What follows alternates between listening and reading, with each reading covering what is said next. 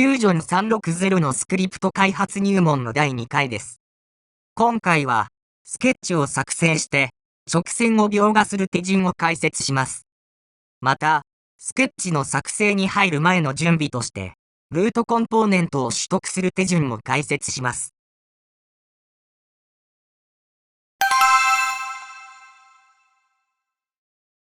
Fusion360には、コンポーネントという機能があり、一つのものを多くの部品に分けて作っていくことができます。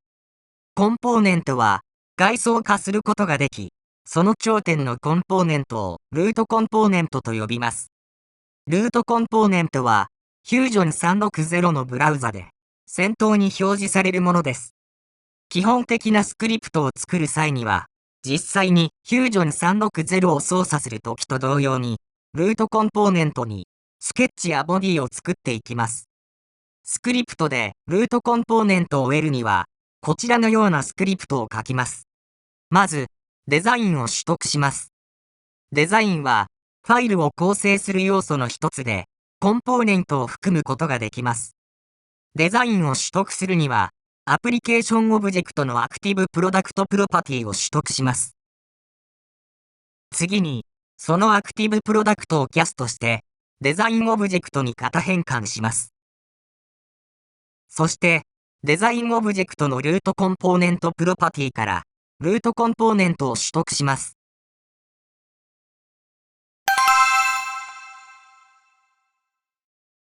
次に、スケッチを作成します。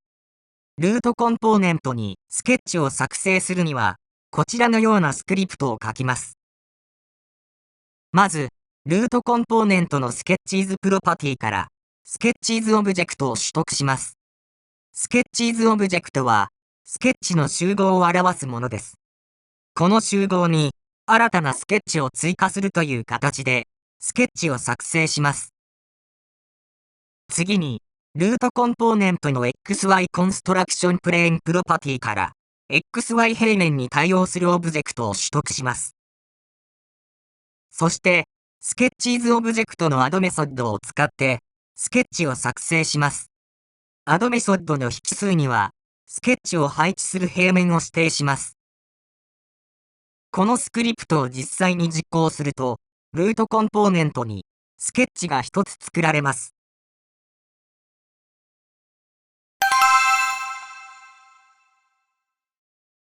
次に、スケッチに直線を引きます。直線を引く方法はいくつかありますが、最も単純な方法として、両端の座標を指定して引くことを取り上げます。この場合のスクリプトは、画面のようになります。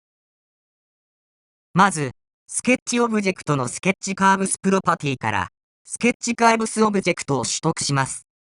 スケッチカーブスオブジェクトは、スケッチ上の様々な線の集合です。次に、スケッチカーブスオブジェクトのスケッチラインズプロパティから、スケッチラインズオブジェクトを取得します。スケッチラインズオブジェクトは、直線の集合にあたります。そして、スケッチラインズオブジェクトのメソッドを使って、スケッチに直線を追加します。両端の座標を指定して直線を追加するには、アドバイ2ポインツメソッドを使います。メソッドの引数として、両端の点の座標を指定します。点の座標は、ポイント 3D というオブジェクトで表します。ポイント 3D オブジェクトは、ADSK コアポイント 3D クリエイトというメソッドで作成します。引数として、X、Y、Z の各座標を指定します。また、座標の単位はセンチメートルです。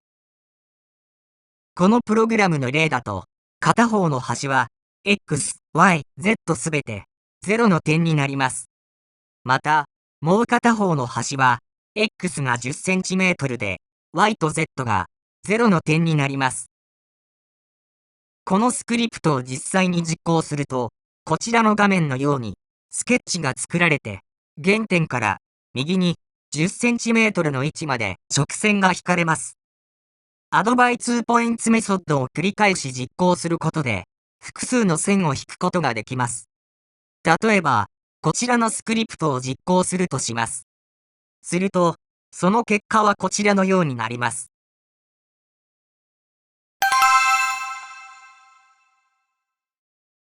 次回は、直線で描いた図形を押し出して、立体にする手順を解説します。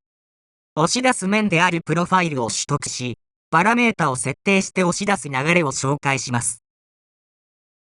サンプルのスクリプトは、ダウンロードすることができます。ダウンロードアドレスは、動画の概要欄をご参照ください。それでは、ご視聴いただき、ありがとうございました。チャンネル登録していただけると幸いです。